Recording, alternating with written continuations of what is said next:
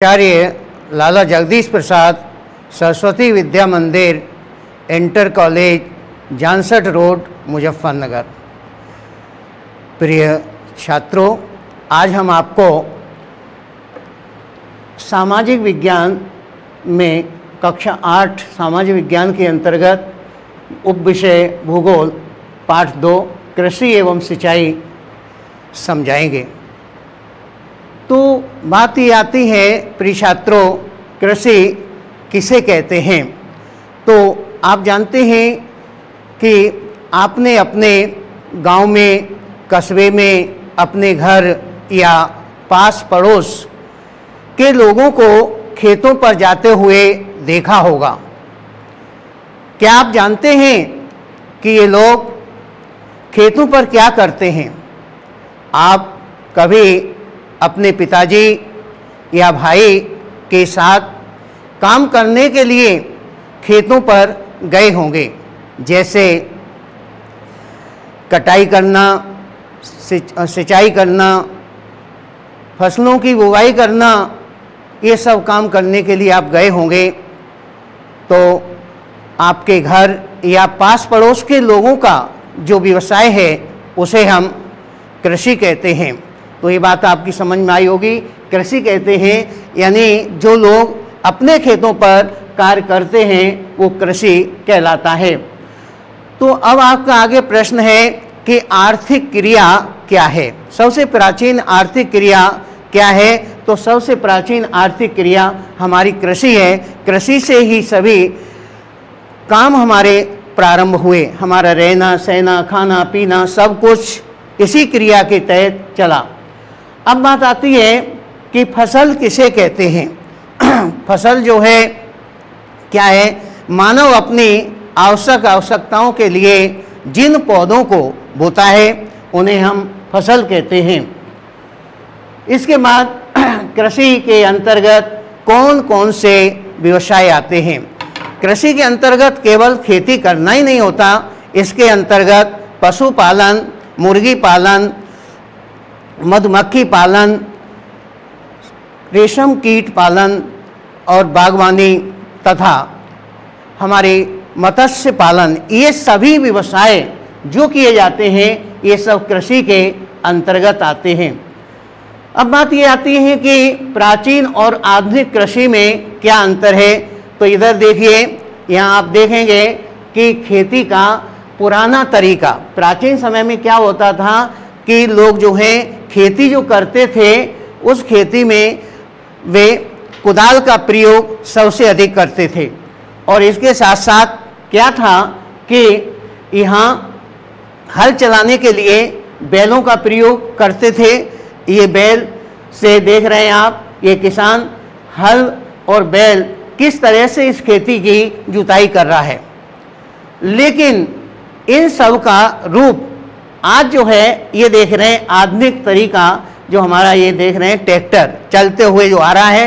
ये ट्रैक्टर क्या है कि इस ट्रैक्टर के अंतर्गत आज पूरी खेती की सिंचाई, कटाई, मड़ाई सब कुछ कार्य इस ट्रैक्टर ने ले लिया। सारी जिम्मेदारी इसने उठा ली। ने कहा कि तुम आराम करो और हम जो हैं अब तुम्हारा पूरा काम कर देंगे।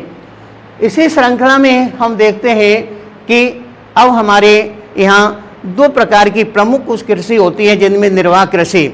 निर्वाह कृषि क्या है जरा समझिए कि मानव अपनी स्थानीय आवश्यकताओं की पूर्ति के लिए जिन फसलों का उत्पादन करता है उसे निर्वाह कृषि कहते हैं।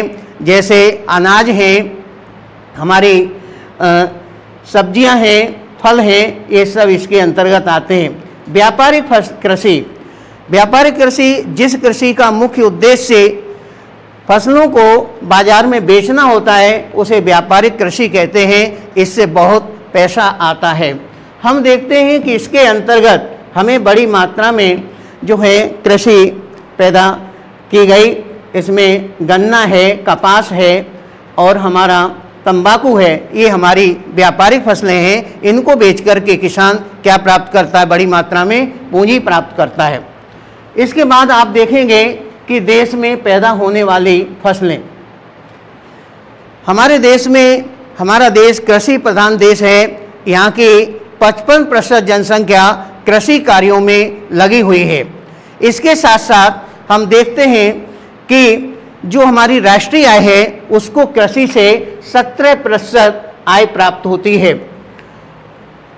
देश में 3 प्रकार की फसलें विशेष रूप से पैदा होती हैं।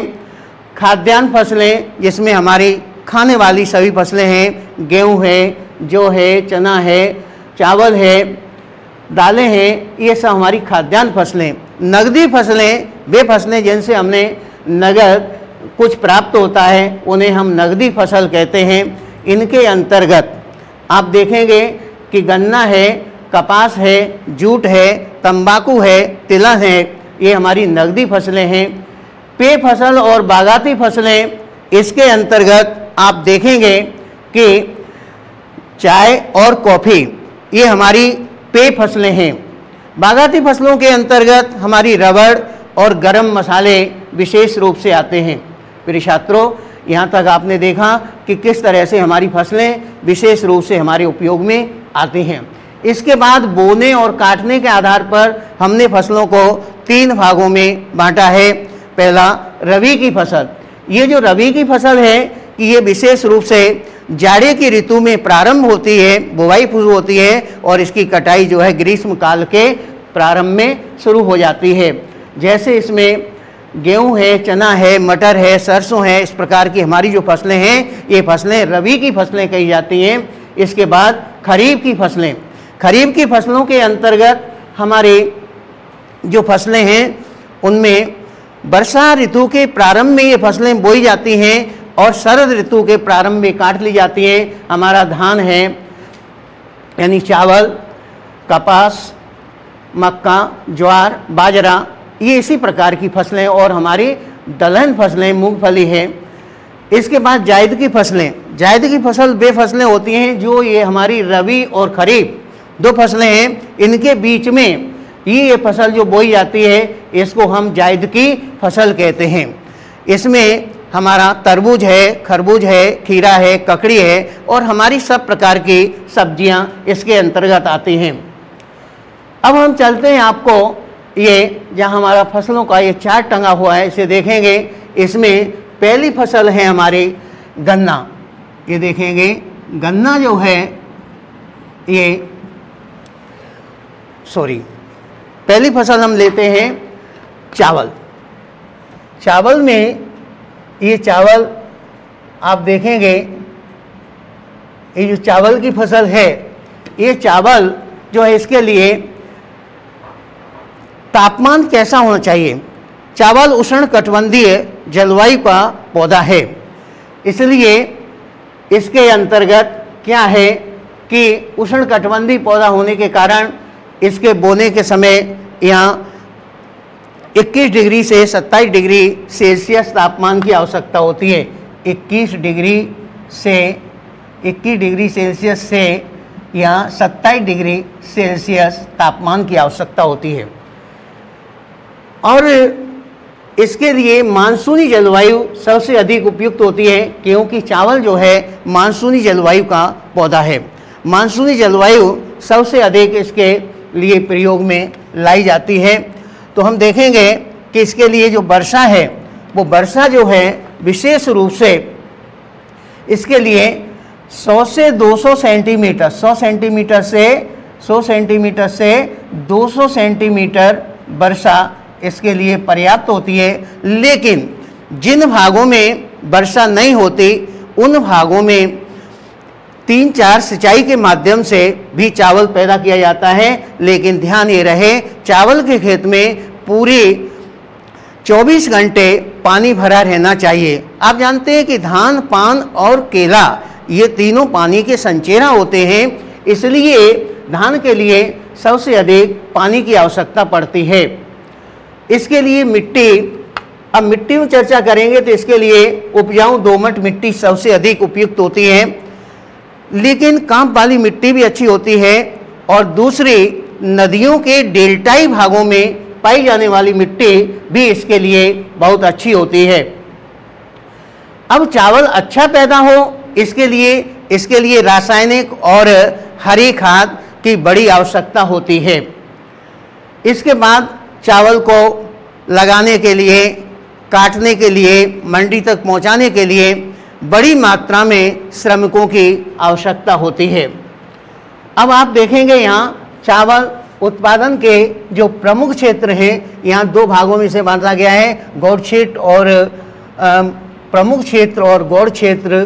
प्रमुख क्षेत्रों में आप देखेंगे कि ये पश्चिम बंगाल, भारत में सबसे अधिक चावल का ये उत्पादन करता है, ये पश्चिम बंगाल है, ये चावल का सबसे अधिक उत्पादन करता है। इसके अलावा आप देखेंगे कि हमारा उत्तर प्रदेश, बिहार, झारखंड, इधर आप देखेंगे उड़ीसा, आंध्र प्रदेश, तेलंगाना और ये हमारा छत्तीसगढ़, मध्य प्रदेश का दक्षिण हिस्सा, महाराष्ट्र का ये पर्याप्त भाग, और इधर आप देखेंगे तमिलनाडु, और ये देखेंगे आप केरल।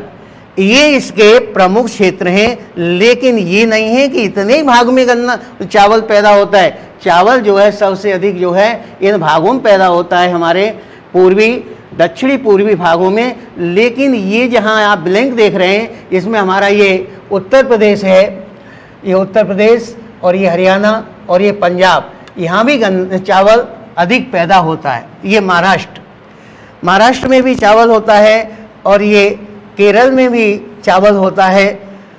तो ये चावल के हमारे प्रमुख उत्पादक क्षेत्र थे। अब आप देखेंगे कि अगली फसल हमारी जो है क्या है, गेहूँ। यहाँ आप गेहूँ देखेंगे, ये अगली फसल में लिख रहा हूँ गेहूँ। ये गेहूँ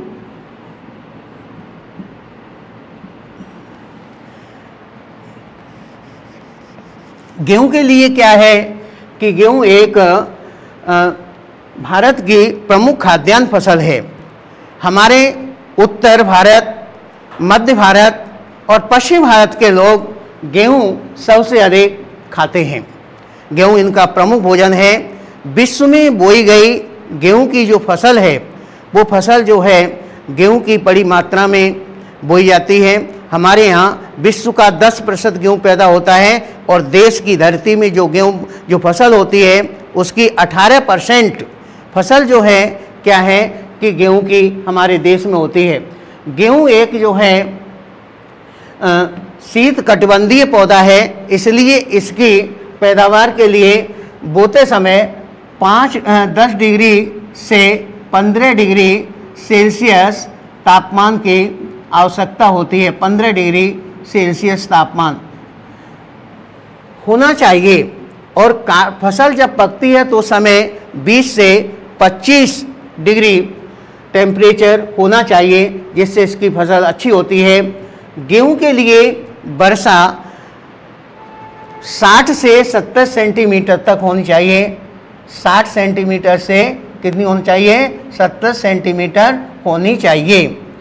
इसके लिए जो है मिट्टी जो है सब, वैसे तो गेहूं सब प्रकार की मिट्टियों में पैदा हो जाता है, लेकिन सबसे अच्छी मिट्टी दोमट मिट्टी होती है, और ये नदियों के द्वारा लाई हुई मिट्टी के जो मैदान हैं उसमें गेहूं सबसे अधिक पैदा होता है।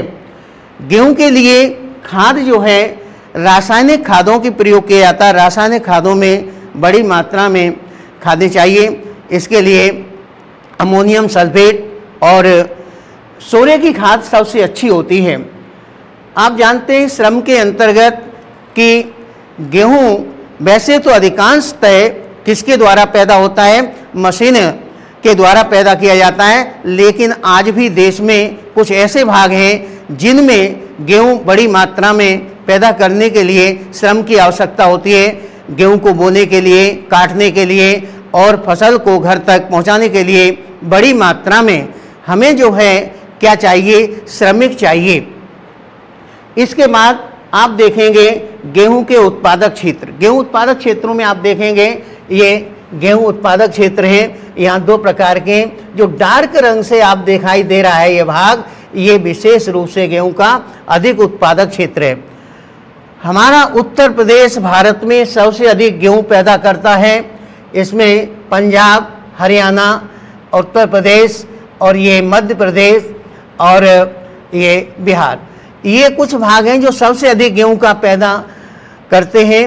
और यहाँ आप देखेंगे कि अन्य उप क्षेत्रों में हमारा ये राजस्थान है, ये गुजरात का भाग है, ये आप देखेंगे कि ये महाराष्ट्र का क्षेत्र है, ये बिहार का क्षेत्र है और ये झारखंड का क्षेत्र है। ये विशेष रूप से गेहूं उत्पादक क्षेत्र थे। अब आप अगली फसल देखेंगे गन्ना। गन्ना क्या है जरा समझिए। गन्ना का मूल निवास स्थान कहिए या गन्ना विशेष रूप से सबसे पहले जो पैदा हुआ वो हमारे भारत में हुआ। गन्ना भारत में ही सबसे पैदा हुआ था और इसके बाद यहाँ जो गन्ना है, इस गन्ने के लिए आप देखेंगे कि ये भारत में इसकी खेती सबसे अधिक होती है।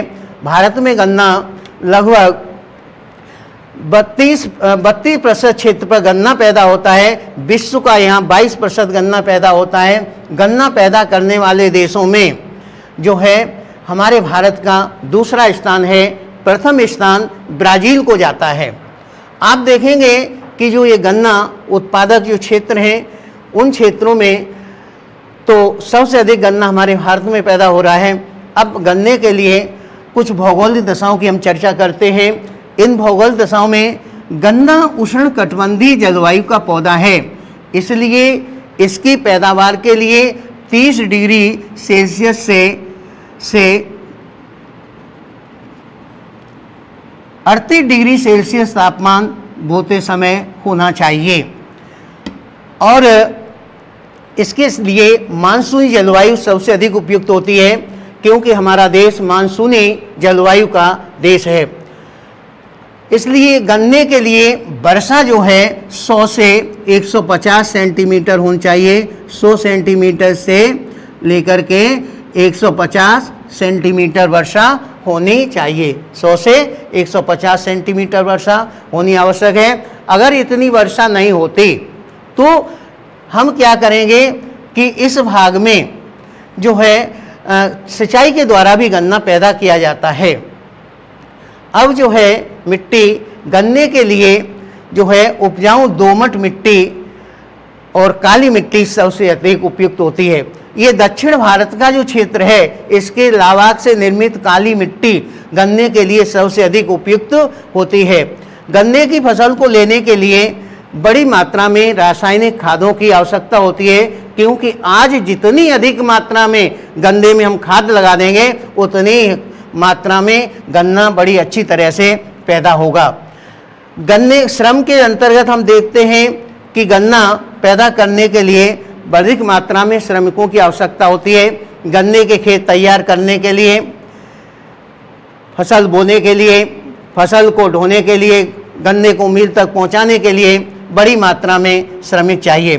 गन्ना उत्पादक क्षेत्र, प्रिय छात्रों, हम यहाँ देखेंगे कि गन्ना जो है, गन्ना उत्पादन में हमारा उत्तर प्रदेश सबसे नंबर 1 है, क्योंकि उत्तर प्रदेश में जो गन्ना है वो 50% पैदा होता है और 15% गन्ना पंजाब और हरियाणा में पैदा होता है और बिहार और झारखंड में 12% गन्ना पैदा होता है। इसके बाद शेष 23% गन्ना हमारा ये दक्षिणी भारत में पैदा होता है।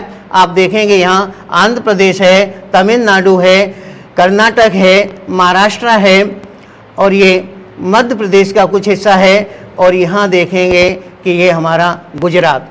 ये गन्ने के प्रमुख हमारे उत्पादक क्षेत्र हैं। अब इसके बाद हमारी अगली फसल आती है चाय।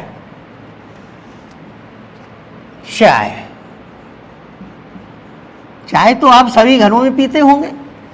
चाय भारत का एक प्रमुख पेय पदार्थ है। भारत के दूध की कमी वाले और निर्धनता वाले गरीब परिवारों के लिए चाय एक सस्ता, सुलभ और महत्वपूर्ण पेय पदार्थ है।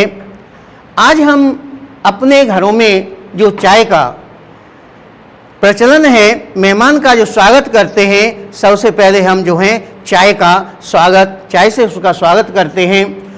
आज चाय की पहुंच गरीब की झोपड़ी से लेकर के अमीर की कोठी तक जाती है। इस बात से आप अच्छी तरह से सहमत होंगे। आप जानते हैं कि हमारे देश में जो है चाय अधिक पैदा होती है, और चाय जो है क्या होती है कि एक पौधे की सुखाई हुई पत्ती होती है, पौधा होता है और उसकी सुखाई हुई पत्ती होती है, वो चाय बनती है। और विश्व में चाय पैदा करने वाले देशों में और चाय का निर्यात करने वाले देशों में हमारे देश भारत का पहला स्थान है, क्योंकि भारत की चाय का स्वाद और रंग विश्व विख्यात है।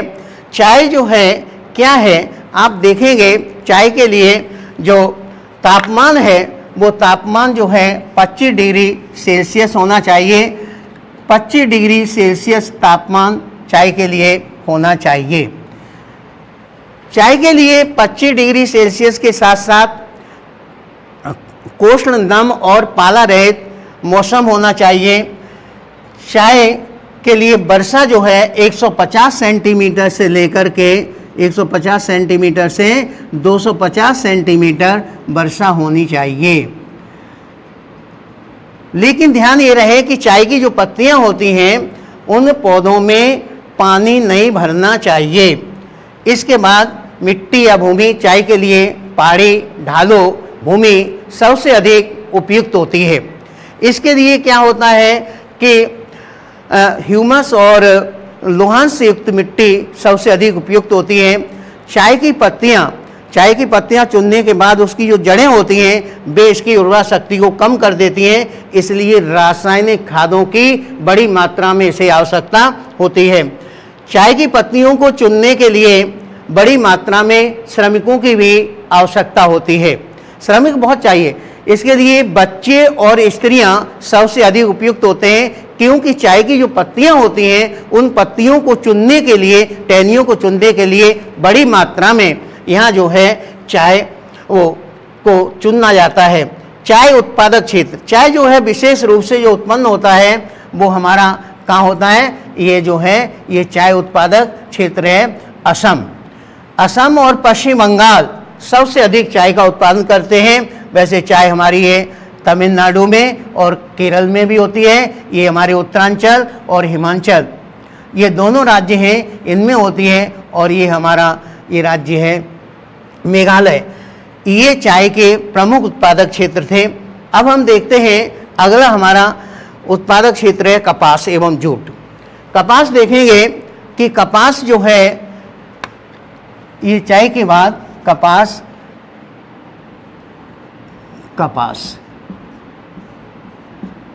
की फसल के लिए हम यहाँ देखेंगे कि तापमान जो है 20 से 30 डिग्री सेल्सियस होना चाहिए। 20 डिग्री सेल्सियस से 30 डिग्री सेल्सियस तापमान होना चाहिए। 30 डिग्री सेल्सियस तापमान आवश्यक होता है। और इसके लिए ओला और पाला बड़ी हानिकारक होते हैं, इसलिए 210 दिन का जो समय है फसल के लिए वो ओला और पाला रहित होना चाहिए। 6 से 8 महीने तक मौसम अच्छा होना चाहिए। अब हम वर्षा की बात करते हैं तो वर्षा 50 से 100 सेंटीमीटर होनी चाहिए। 50 सेंटीमीटर से लेकर के 50 सेंटीमीटर से 100 सेंटीमीटर वर्षा इसके लिए होनी चाहिए। लेकिन वर्षा धीरे धीरे हो और मंद गति से हो तो ये कपास के लिए बड़ी उपयोगी होती है। और इसके लिए जो मिट्टी है वो मिट्टी जो है विशेष रूप से उपजाऊ नमी युक्त काली मिट्टी कपास के लिए सबसे अधिक उपयुक्त होती है। कपास में रासायनिक खादों का भी प्रयोग किया जाता है। अब कपास की जो बोंडियाँ होती हैं जिनके कपास निकलती है उसको चुनने के लिए बड़ी मात्रा में श्रमिक होने चाहिए। उत्पादक क्षेत्र की चर्चा करते हैं तो कपास जो है हमारा सबसे अधिक महाराष्ट्र, गुजरात और ये हमारा केरल, आंध्र प्रदेश, तमिलनाडु और ये पंजाब, हरियाणा, उत्तर प्रदेश इन भागों में होता है। इसके साथ ही आप देख सकते हैं यहाँ जूट दूसरा जो है पश्चिम बंगाल में जूट अधिक पैदा होता है, असम में जूट पैदा होता है और ये उड़ीसा में जूट के प्रमुख क्षेत्र हैं। तो इनमें जूट सबसे अधिक होता है। इसके बाद हम देखते हैं अगले गेहूं के, इसके लिए बड़ी मात्रा में क्या होना चाहिए। अब हम अगले चलते हैं आपको सिंचाई की ओर। सिंचाई क्या है कि ये सिंचाई हमारे पौधों में पानी देने की जो प्रक्रिया होती है उसको हम सिंचाई कहते हैं। सिंचाई की आवश्यकता भारत में क्यों पड़ती है? वर्षा की कमी और बड़ी मात्रा में जो है इसका समय अनिश्चित है। वर्षा की कमी और मात्रा दोनों ही अनिश्चित होने के कारण भारत में सिंचाई की आवश्यकता पड़ती है। सिंचाई के जो प्रमुख साधन हैं उनमें हम चर्चा करते हैं। हमारे नलकूप एवं कुएं सबसे अधिक होते हैं, नहरें और तालाब और अन्य साधन। तो हम यहाँ चर्चा आपसे करेंगे कि नहरों से अधिक सिंचाई उत्तर भारत में होती है, क्योंकि उत्तर भारत में नहरों की अधिकता है, और दक्षिण भारत में तालाबों की अधिकता है, इसलिए यहाँ तालाबों में अधिक सिंचाई की जाती है। इसके बाद आप देखेंगे कि आज जो है बड़ी मात्रा में नलकूप लगाए गए हैं, जिसे हम ट्यूबवेल कहते हैं। आज देश के अंदर सिंचाई के सबसे सर्वोत्तम साधन ट्यूबवेल हैं। जहाँ चाहो वहाँ लगा लो, वहाँ बड़ी मात्रा में इसके सिंचाई की जाती है। अब हम आगे आपसे चर्चा करते हैं जो हमारी हरित क्रांति।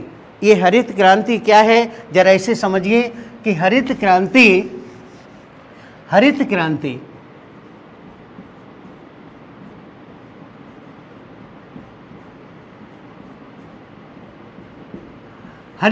का श्री गणेश भारत में 1966-67 ईस्वी में हुआ था। इस हरित क्रांति शब्द का सबसे पहले प्रयोग डॉक्टर विलियम गेड ने किया। भारत में हरित क्रांति के जन्मदाता डॉक्टर MS स्वामीनाथन थे और तत्कालीन खाद्य एवं कृषि मंत्री जो थे बाबू जगजीवन राम इसके प्रणेता थे। हरित क्रांति के अंतर्गत उन्नत किस्म के बीज, सिंचाई, खाद और आधुनिक ये कृषि यंत्रों का प्रयोग करके बड़ी मात्रा में क्या है कि फसलों का उत्पादन किया जाता है, अन्न का उत्पादन किया जाता है। इसी क्रिया को हरित क्रांति कहते हैं। हरित क्रांति से क्या क्या लाभ हुए? हरित क्रांति से खाद्यान्न बड़ी मात्रा में उत्पन्न किए गए। हरित क्रांति से भिन्न भिन्न मात्रा में क्या किया गया बड़ी मात्रा में कि यहाँ उद्योग, यंत्रों के उद्योग लगाए गए। उसके साथ साथ किसानों को बड़ी मात्रा में उत्पादन प्रक्रिया में लाभ हुआ, किसानों को रोजगार मिला, किसानों को बड़ी मात्रा में खाद्यान्न पैदा करने में सुविधा हुई।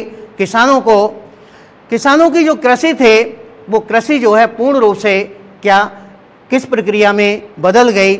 ये कृषि जो है एक व्यापारिक कृषि हो गई। इसके बाद थोड़ी सी चर्चा और मैं आपसे करता हूँ कि हमारा जो है अगला बिंदु है इसमें चकबंदी में क्या होता है? खेत अलग अलग होते हैं, दूर दूर बिखरे हुए। मान लो एक खेत इसका, किसी का ये खेत, किसी का ये, किसी का ये, किसी का ये सब खेतों को एक जगह उसके मिला करके एक रकबा बना दिया गया, उसे चकबंदी कहते हैं। चकबंदी से उसे ये लाभ हुआ कि अब उसे बराबर अन्य खेतों पर नहीं जाना पड़ा। इसके साथ साथ उसे ये भी लाभ हुआ कि एक स्थान पर खाद बीज ले जाने में सुविधा हो गई, एक स्थान पर टेबल लगा के सिंचाई करने में सुविधा हो गई, एक स्थान पर एक ही ट्रैक्टर से पूरी सिंचाई करने में सुविधा हो गई। प्रिय छात्रों, आज इस वीडियो में इतना ही, शेष कल फिर मिलेंगे। धन्यवाद।